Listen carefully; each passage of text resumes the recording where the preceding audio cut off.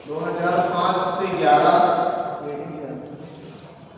वाणिज्यिक सेवाओं का निर्यात, आप लोगों का हेडिंग था वाणिज्यिक सेवाओं का आयात निर्यात, वाणिज्यिक सेवाओं का निर्यात, जिसमें वर्ष 2005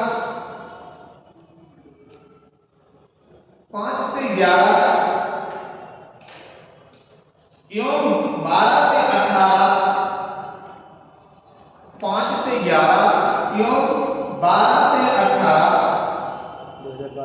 2005 से 2011 और 2012 से 2018 अवधियों की तुलना करने से 2012 से 18 तक अवधियों की तुलना करने से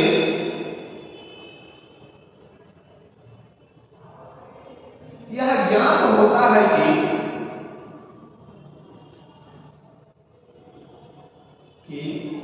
भारत की वाणिज्यिक सेवाओं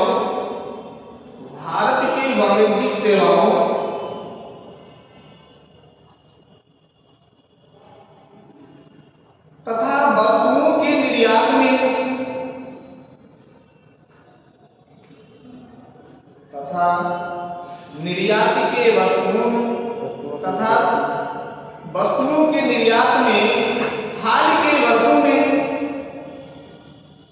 वस्तुओं के निर्यात में हाल के वर्षों में कमी आई है।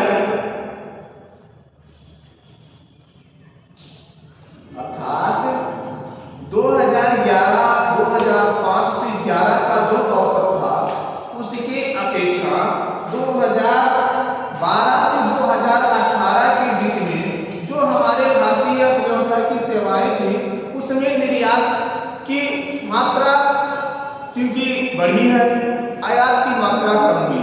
उसके पहले 2005 से 2011 के बीच में आयात की मात्रा ज्यादा थी और निर्यात की मात्राएं कम थी। अगला, विश्व व्यापार संगठन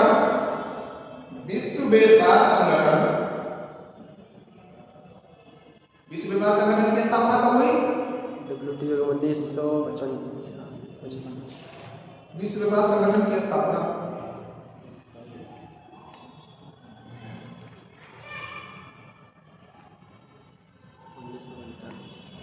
1995।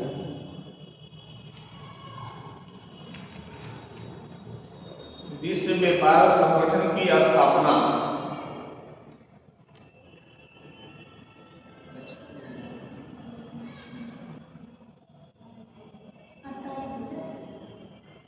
जी। विश्व व्यापार संगठन के नवीनतम आंकड़ों के अनुसार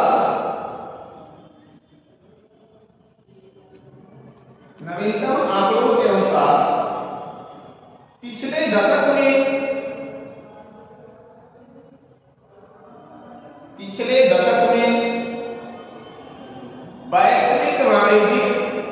वैश्विक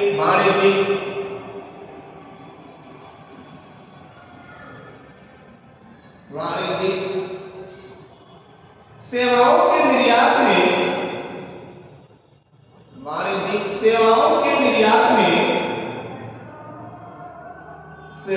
के निर्यात में भारत की हिस्सेदारी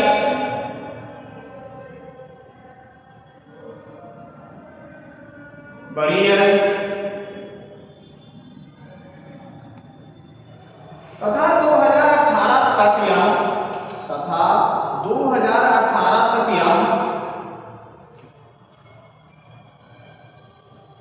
3.5% हो चुकी है। 3.5% हो चुकी है।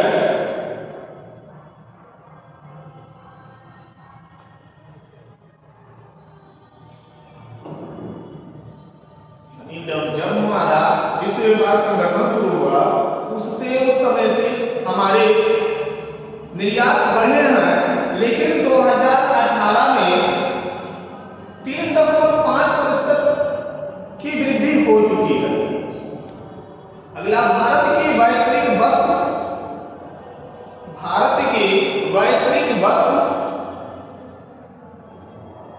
निर्यातों में मात्र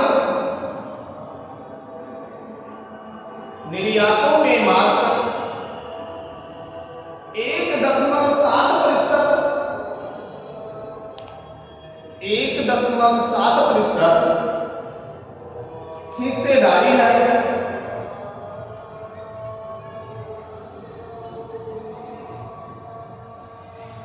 भारत की वैश्विक वस्तु निर्यात में मात्र 1.7% हिस्सेदारी है।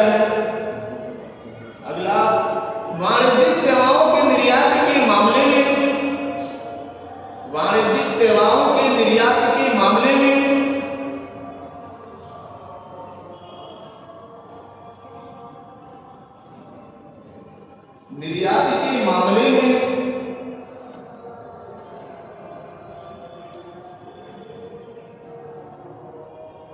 मात्र 1.7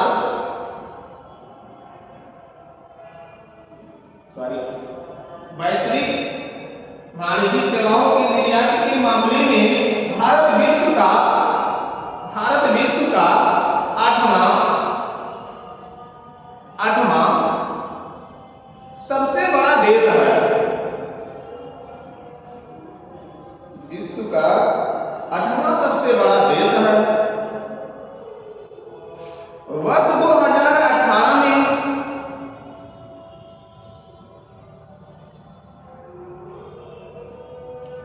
इन सेवाओं के निर्यात वृद्धि दर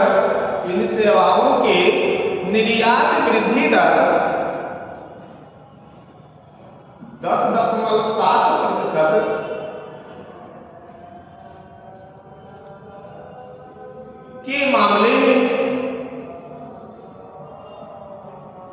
के मामले में भारत विश्व में पहले स्थान पर है।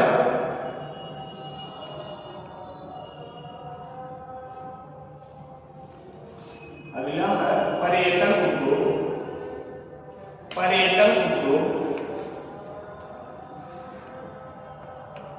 इस समय पर्यटन उद्योग सबसे ही अच्छे उद्योग होते हैं।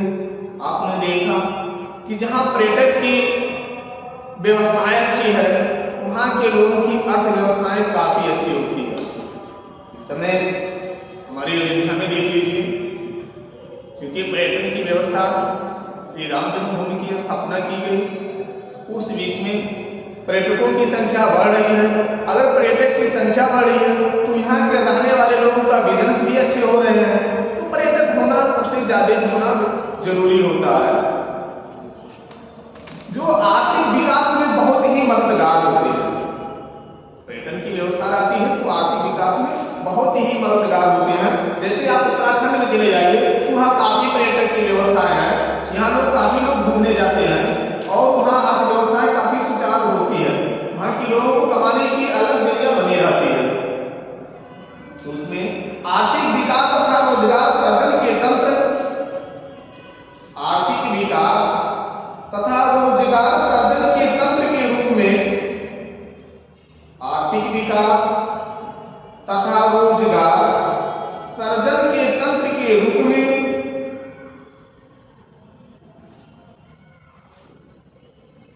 पर्यटन के महत्व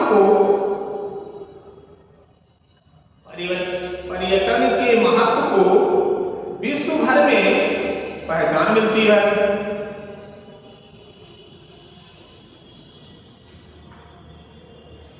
सकल राजस्व के साथ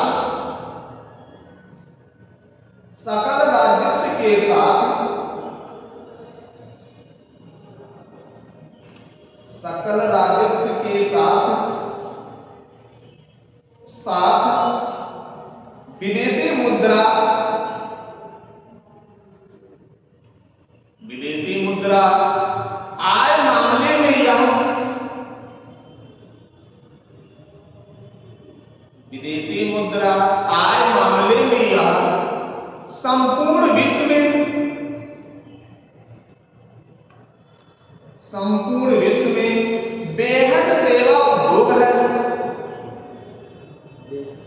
बेहद सेवा उद्योग है।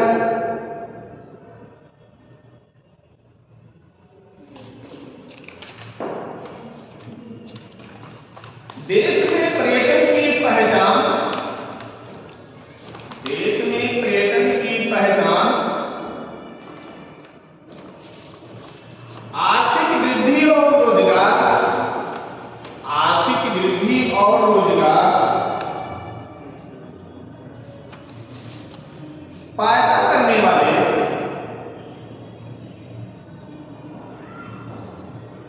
देश में पर्यटन की पहचान आर्थिक वृद्धि और रोजगार पैदा करने वाले एक सशक्त इंजन के रूप में, एक सशक्त इंजन के रूप में हुई है।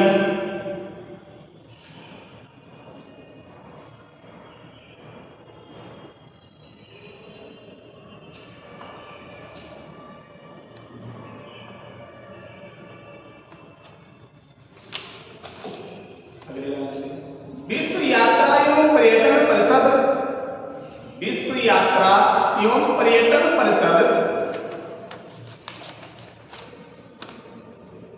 की रिपोर्ट 2019 के अनुसार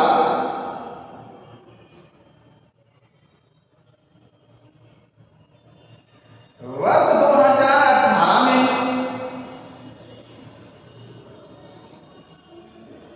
विश्व की जीडीपी, विश्व की जीडीपी, जीडीपी को क्या कहते हैं? सकल घरेलू उत्पाद। जीडीपी, सकल घरेलू उत्पाद का 10.4% का 10.4% हाँ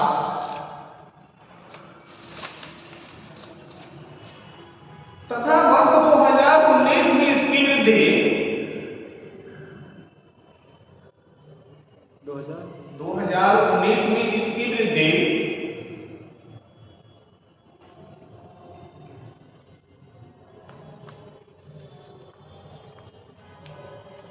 3.6%,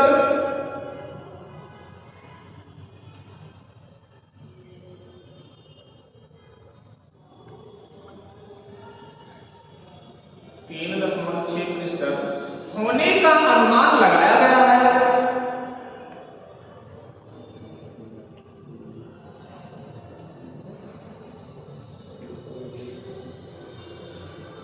जो विश्व की जीडीपी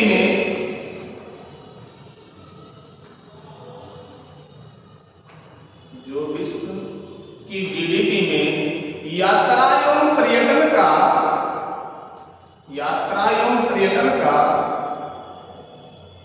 कुल योगदान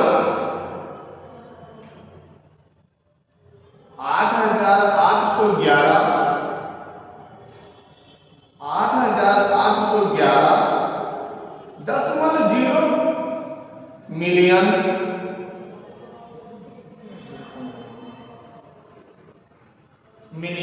अमेरिकी डॉलर है, अमेरिकी डॉलर है।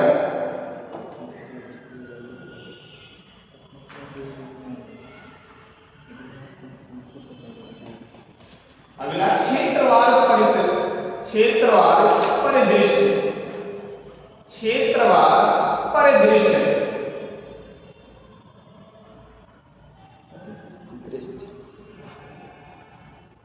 नंबर 1 वर्ष 2019-20 में सेवा क्षेत्र से, वर्ष 2019-20 में सेवा क्षेत्र से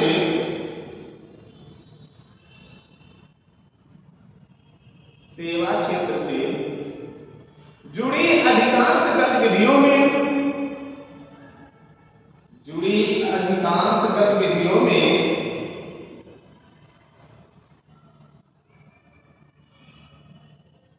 वर्ष 2019-20 में सेवा क्षेत्र से जुड़ी अधिकांश गतिविधियों में कमी देखी गई।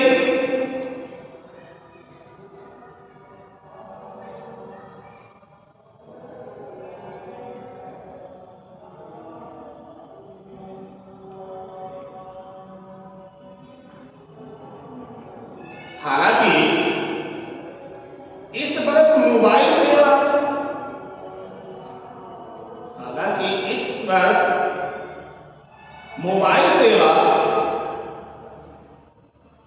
तथा वायरलेस इंटरनेट ग्राहकों की संख्या में वृद्धि आई।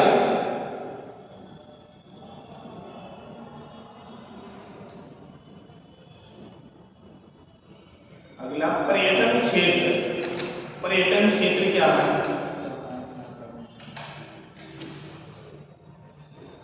पर्यटन क्षेत्र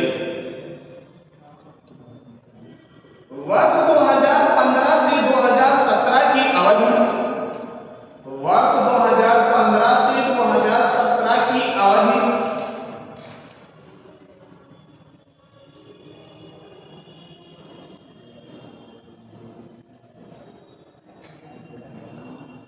में काफी बेहतर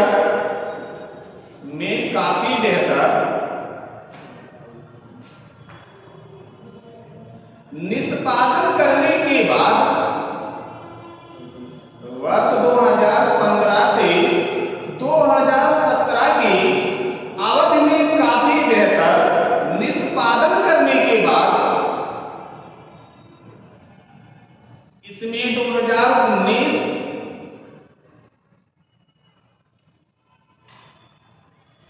में गिरावट देखी गई।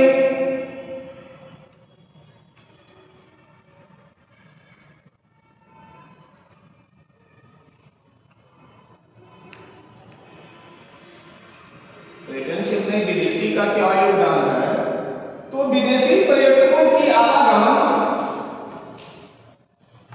विदेशी पर्यटकों की आवागमन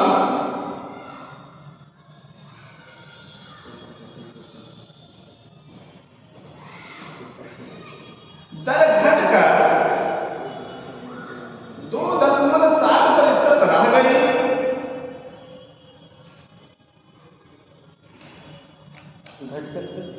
घटकर 2.7% रह गई, जो पिछले वर्ष अर्थात 2018 में, क्योंकि 2019 की रिकॉर्ड हम बता रहे हैं,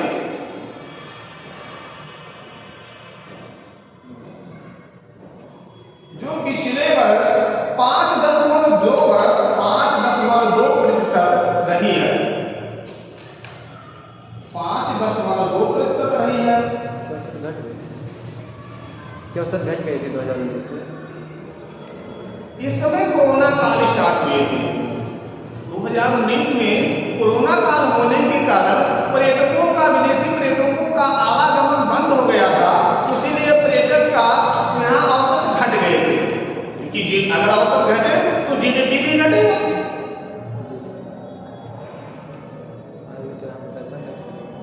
अगला विदेशी विनिमय आय वर्ष। विदेशी विनिमय आय वर्ष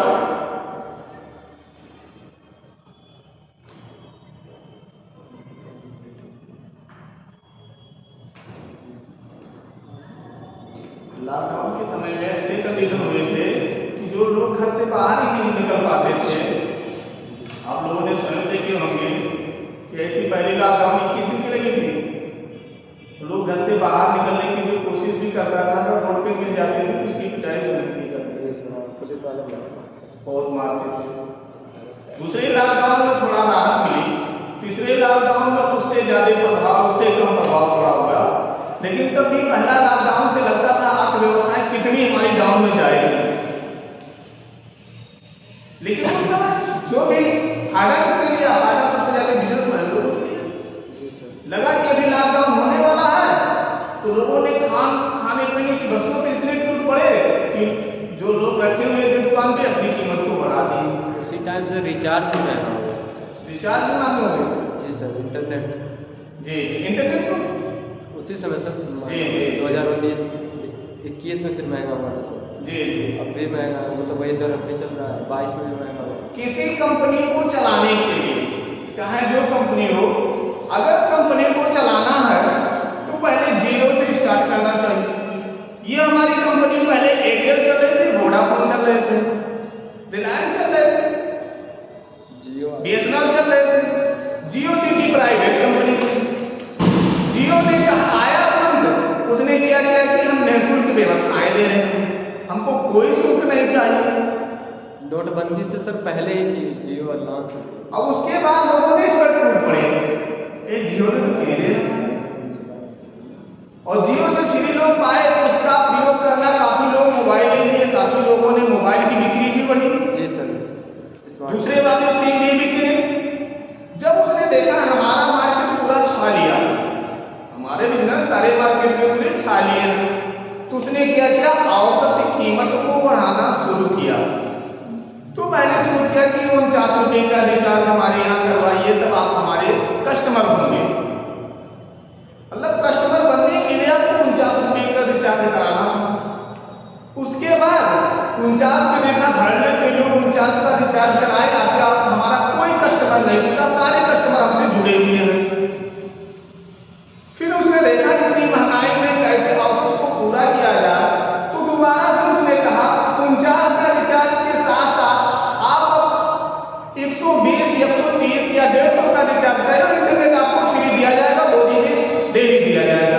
मतलब उसने क्या दिया, लुभावना तो दिया कि आप अगर 140 का 150 का जो भी ऑफर बनाया, अगर उतने का रिचार्ज नहीं करेंगे तो आपका सिम को बंद कर दिया जाएगा, लेकिन अगर उतने का रिचार्ज करेंगे तो आपका सिम चालू रखा जाएगा, लेकिन नेट हम फ्री देंगे। ये व्यवसाय उसने शुरू किया, तब भी लोग कस्टमर उससे जुड़े रहे, क्योंकि उसने सब लोगों ने सोचा रिचार्ज तो सारे लोगों ने करते हैं, सारी कंपनियों को करना है, लेकिन कोई फ्री नहीं देता, उसने फ्री दे रहा, उसलिए उसी कंपनी से जुड़े रहे। जब उसने देखा उस पर भी हमारे कस्टमर को कोई प्रभाव नहीं पड़ा, तब उसने नए सिरे से शुरू किया कि अब रिचार्ज करने पर इतने GB इंटरनेट आपको मिलेंगे। तब जाके औसत सारे कस्टमर सारे कंपनियों के बराबर में लाया। आवाज तभी उसके ग्राहक सबसे ज्यादा है। एयरटेल के बाद में पहला तो एयरटेल है, दूसरा जियो है। नेटवर्क में एयरटेल है, लेकिन ग्राहक में सबसे ज्यादा जियो के आज भी है, ग्राहक में सबसे ज्यादा जियो के हैं वर्तमान में भी। तो बिजनेस की एक जरिया होती है, बिजनेस कैसे चलाया जाए। ये कंपनी ने स्टार्ट जीरो से इसीलिए शुरू किया कि बिजनेस को अगर डायरेक्ट हम ला रहे हैं कि हम 200 का रिचार्ज पे आप लोगों को सिम फ्री दे रहे हैं, तो लोग कस्टमर नहीं जुड़ेंगे, लेकिन जो हम जीरो से स्टार्ट कर रहे हैं, हम फ्री आपको दे रहे हैं और हमारे ग्राहक आप बनिए, आपको केवल फ्री सारी व्यवस्थाएं नेट भी फ्री देंगे और रिचार्ज भी फ्री रहेंगे, सारी व्यवस्थाएं फ्री रहेंगे, तो लोग उस पर टूट पड़े। बीच में उसने अपनी मोबाइल को भी जारी कर दिया था, जियो फोन, उस पर भी देखे थे लाखों लोगों ने लाइन लगाए हुए थे कि ये 799 रुपये का है या 999 का, ऐसे कुछ था, 500 का। काफी लोगों ने उस पर भी कस्टमर, उसने काफी कंपनियों में फायदा उठाया। तो हमारे कहने की तात्पर्य है, कोई अगर आप बिजनेस कर रहे हैं, इकोनॉमिक्स का मतलब होता है अर्थात आप धन की प्रयोग करते हैं, अर्थात आप व्यवसाय कर रहे हैं, तो बिजनेस की बात। अगर आप कोई भी बिजनेस कर रहे हैं तो एकाएक ऐसा मत करिए कि कोई बिजनेस स्टार्ट करना है तो वस्तु की कीमत सबसे ज्यादा करें। वस्तु की कीमत अगर जीरो से स्टार्ट करेंगे और आपके कस्टमर अगर बन जाएंगे, जीरो से आप 1, 2, 4, 5 होते जाएंगे तो कोई कस्टमर नहीं मिलेगा, लेकिन एकाएक आप 10 से स्टार्ट करना शुरू कर देंगे तो शायद आपको कस्टमर नहीं मिलेंगे। तो ये कंडीशन होता है। चलिए आइए, विदेशी विनिमय आय वर्ष 2019 में घटकर 24 अरब अमेरिकी डॉलर,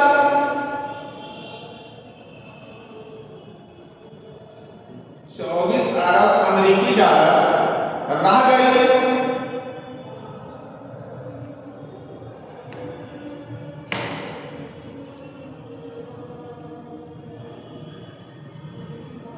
सर ये जो GDP है सर, क्यों सर मतलब अमेरिकी डॉलर में नाम मापते हैं हम लोग, मतलब बहुत मतलब अदर भी देश का हम देखें वहाँ पे देखेंगे कि इतने अमेरिकी डॉलर रह गए। क्योंकि कंडीशन ये होती है कि कोई भी अर्थव्यवस्थाएं लेने के लिए हम कोई चीज का अगर हम तुलना करते हैं, एक मोटी मोटी आप व्यवहारिक को सोच लीजिए, अगर आप बैठे हैं तो आप अपने पड़ोसी से तुलना करते हैं, अर्थात पड़ोसी अगर आपका अच्छा है तो उससे आप तुलना करेंगे कि उससे हम कहीं अच्छे बन जाए। क्योंकि अमेरिका विकसित देश है, उसकी मुद्रा की कीमत सबसे ज्यादा है, उसीलिए अच्छे की तुलना लोग करते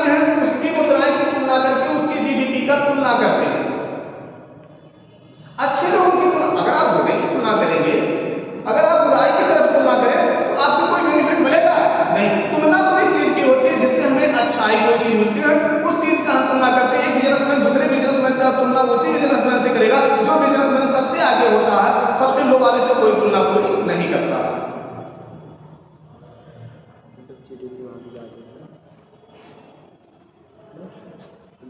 अगला, वर्तमान में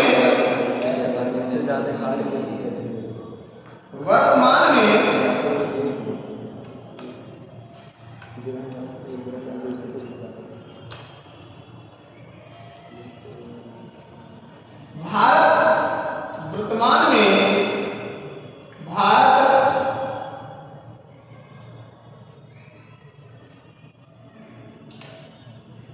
अंतरराष्ट्रीय पर्यटकों के आवागमन की संख्या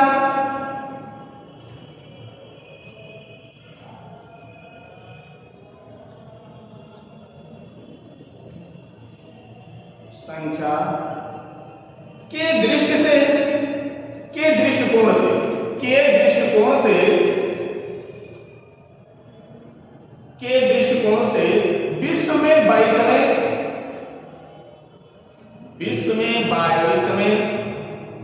स्थान पर है।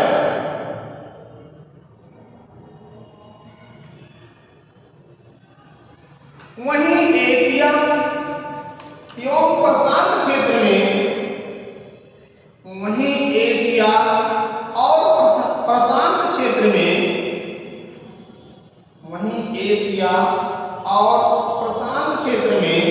अंतरराष्ट्रीय पर्यटकों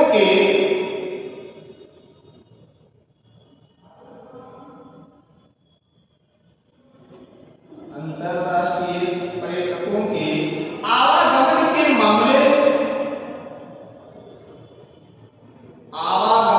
मामले में भारत की भागीदारी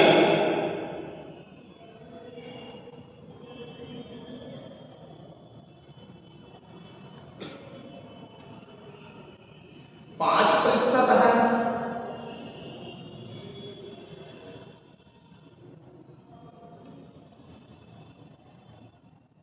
भारत विश्व के 8 देशों को छोड़कर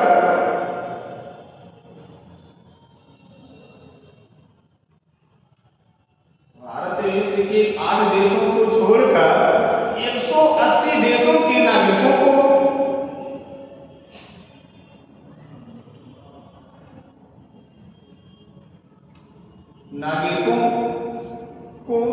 आवागमन पर वीजा की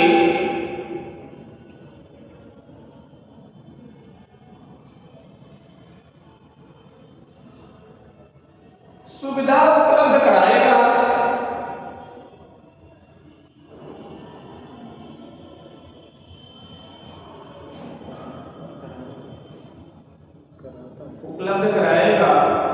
जिन 8 देशों के नागरिकों को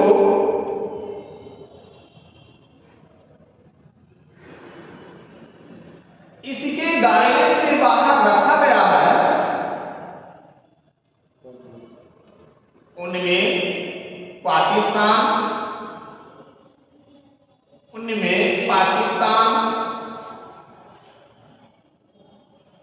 श्रीलंका, सूडान,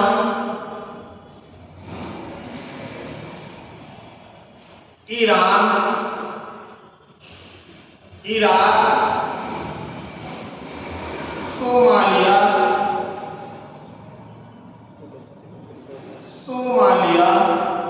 अफगानिस्तान और नाइजीरिया शामिल हैं।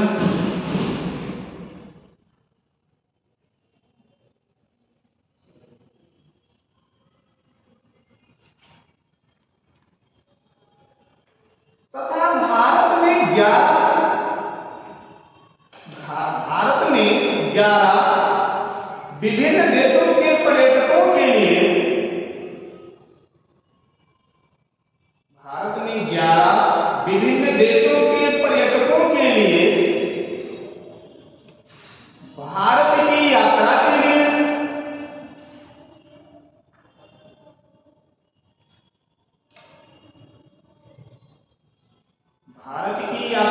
लिए पहले से वीजा लेने की औपचारिकता से मुक्त रखा है।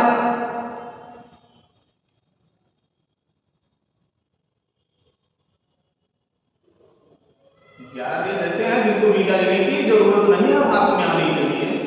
लेकिन सर पाकिस्तान को तो वीजा देता है, पाकिस्तान को तो वीजा देता है भारत से। वीजा देता है? जी सर। जो सर मतलब मेडिकल क्षेत्र में जो मतलब आते हैं वो लोग, उनको देता है सर। वीजा का नाम याद नहीं आ रहा है। श्रीलंका में क्या?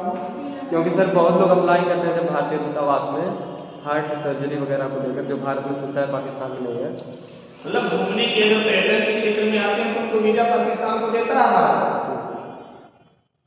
लेकिन सर हाँ सर, वो तो हम पर्यटन के क्षेत्र में बता रहे हैं कि उस क्षेत्र में सरकार वीजा नहीं देती है।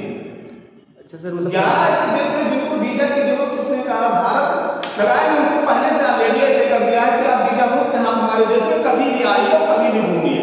जैसे कि सर बांग्लादेश जी, नेपाल लिख से लीजिए, होता है। इसमें लिख लीजिए फिनलैंड, जापान। अच्छा सर, इन देशों में सर हम लोग बगैर वीजा के जा सकते हैं सर? नहीं, वीजा की जरूरत पड़ेगी आपको जाने की। उन लोगों को आने के लिए हमारे यहाँ वीजा की जरूरत नहीं है। न्यूजीलैंड,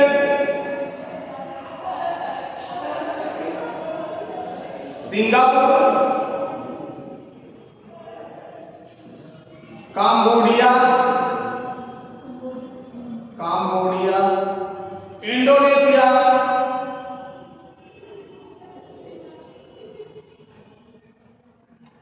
वियतनाम, फिलीपींस,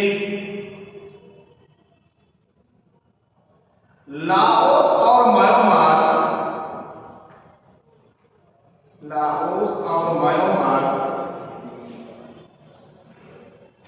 के पर्यटक शामिल हैं।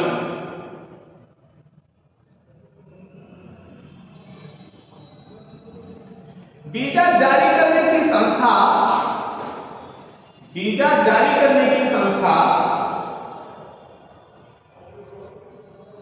नई दिल्ली के अतिरिक्त मुंबई, कोलकाता, चेन्नई, तिरुपुरम,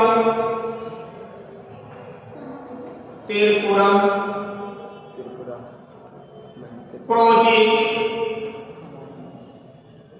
हैदराबाद या बांग्लादेश,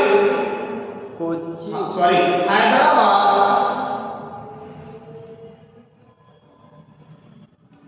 व बंगलौर अंतरराष्ट्रीय हवाई अड्डे पे उपलब्ध है। अंतरराष्ट्रीय हवाई अड्डे पे उपलब्ध है, यानी वीजा इतने जगह से जारी किए जाते हैं।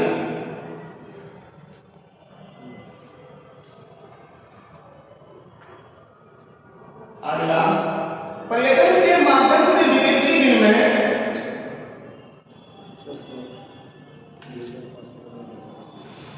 पर्यटन के माध्यम से विदेशी विनिमय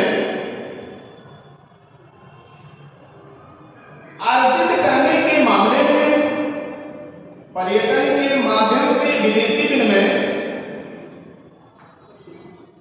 अर्जित करने के मामले में भारत का विश्व में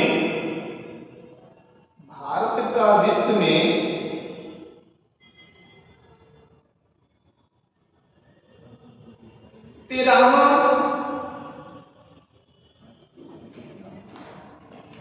13वां तथा एशिया प्रशांत प्रदेशों में तथा एशिया प्रशांत प्रदेशों में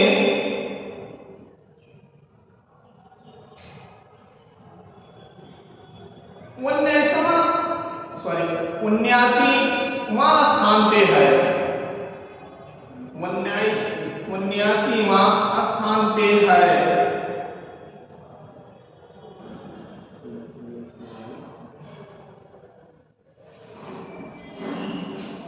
भारत की वैश्विक पर्यटन विदेशी भारत की वैश्विक पर्यटन विदेशी भारत की वैश्विक पर्यटन विदेशी विनिमय अर्जन में लगभग 2% की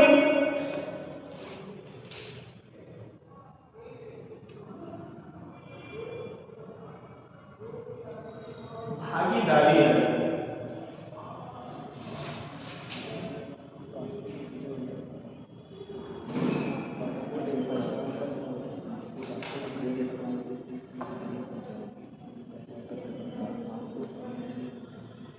भारतीय पर्यटन विभाग भारतीय पर्यटन विकास निगम लिमिटेड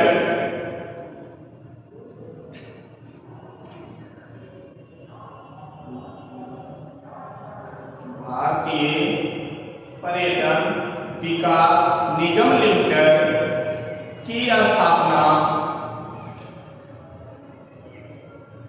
अक्टूबर 1966 को की गई है।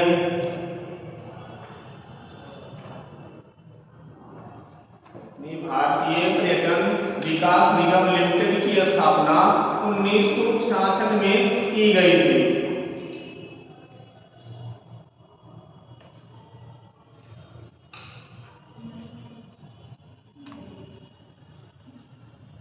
क्षेत्रीय कार्यालय कहाँ पे हैं? तो भारत में पर्यटन के 5 क्षेत्रीय कार्यालय जो आपको बताए गए नई दिल्ली, मुंबई, कोलकाता, चेन्नई और बेंगलोर या गुवाहाटी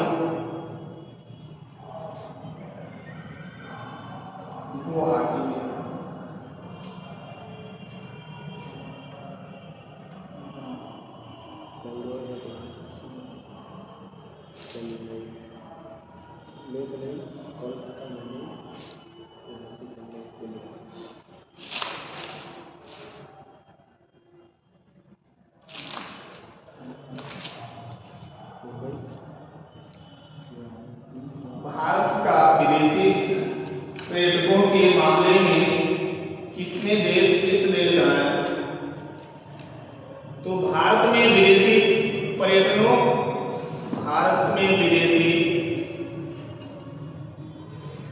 पर्यटकों के मामले शीर्ष के 10 देशों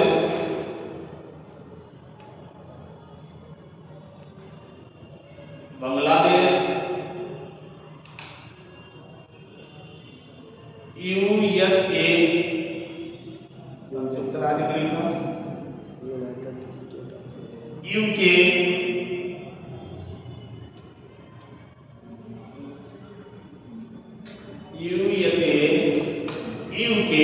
श्रीलंका,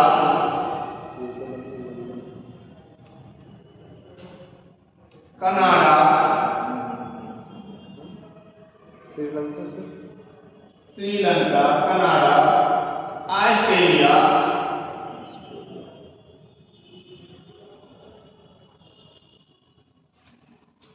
चीन, जर्मनी एवं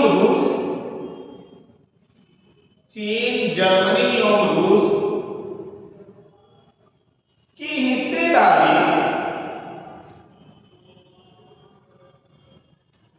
वर्ष 2018 में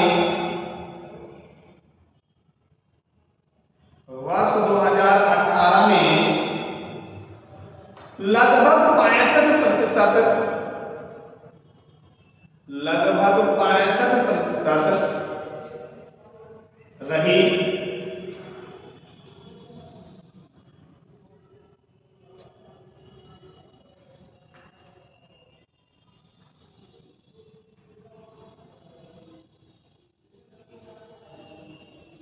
पर्यटन के स्थल में भारत इस समय उत्तर प्रदेश सबसे पहले स्थान पे है, जो विदेशों की अपेक्षा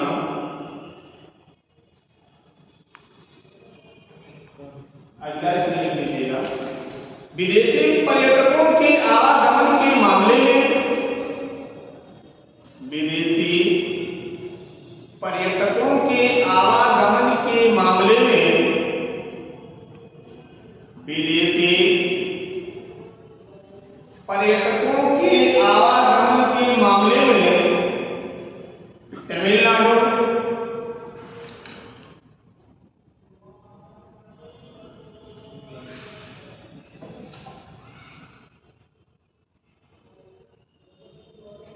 उत्तर प्रदेश,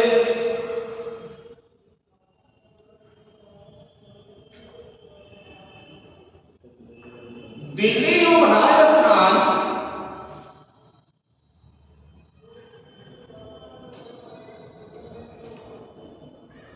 देश के 5 शीर्ष राज्य रहे।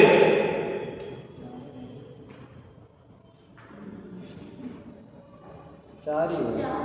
4 भी है जैसे तमिलनाडु, उत्तर प्रदेश, दिल्ली, राजस्थान।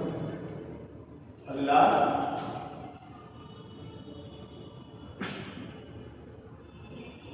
ऑस्ट्रेलिया। हाँ सर। ऑस्ट्रेलिया, सर तमिलनाडु है, पहला क्या लिखे हैं आप लोगों ने? तमिलनाडु लिखे हैं, उत्तर प्रदेश लिखे हैं, दिल्ली लिखे हैं, राजस्थान लिखे हैं। जी सर। इतना लिखे हैं ना? जी।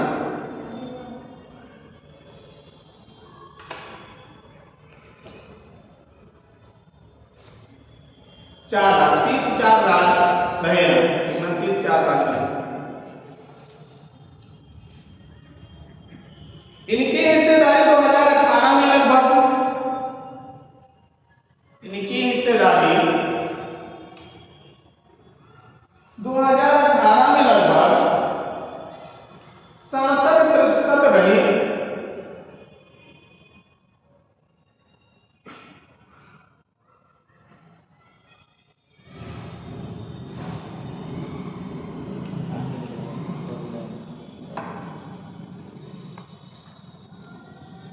पच्चीस जनवरी 1998 की 25 जनवरी 1998 की भारत का प्रथम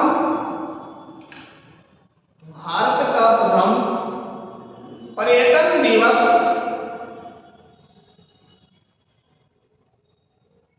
कब मनाया जाता है? 25 जनवरी को। जी सर। ये 1998 में घोषित किए गए थे तथा वर्ष 1999 को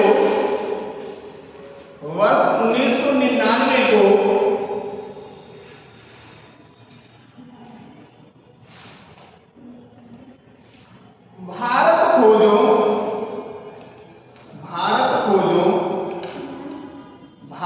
खोजों के रूप में, भारत खोज के रूप में मनाया गया।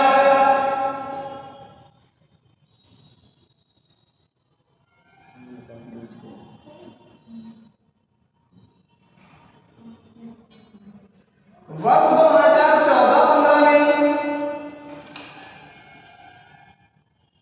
वर्ष 2014-15 में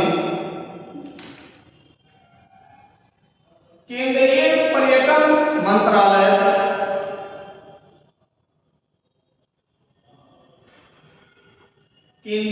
पर्यटन मंत्रालय द्वारा प्रसाद योजना का प्रारंभ किया गया। प्रसाद योजना का प्रारंभ किया गया।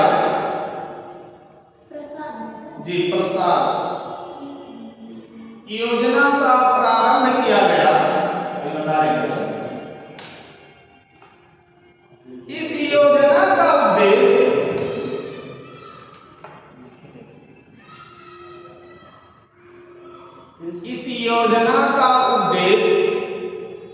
तीर्थ यात्रा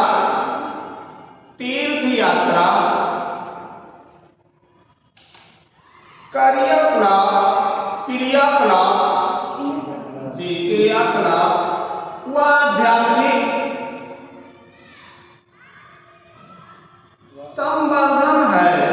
व आध्यात्मिक संवर्धन है,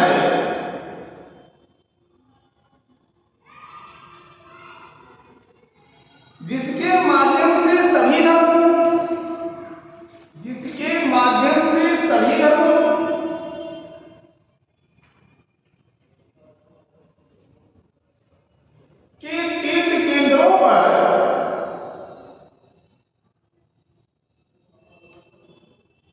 सभी धर्मों के तीर्थ केंद्रों पर सुविधाओं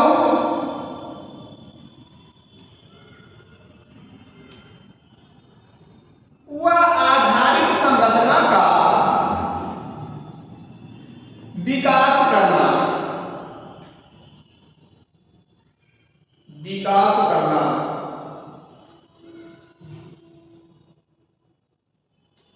2014-15 में जो प्रसाद की योजना चलाए गए थे, इस योजना के तहत यह घोषित किया गया था कि कोई भी धर्म का कोई भी जगह जा सकता है। ऐसा फाउंडेशन नहीं है कि एक ही धर्म के लोग एक ही जगह जा सकते हैं। वहाँ कानूनी सुरक्षा की भी व्यवस्थाएं की गई। प्रसाद योजना के तहत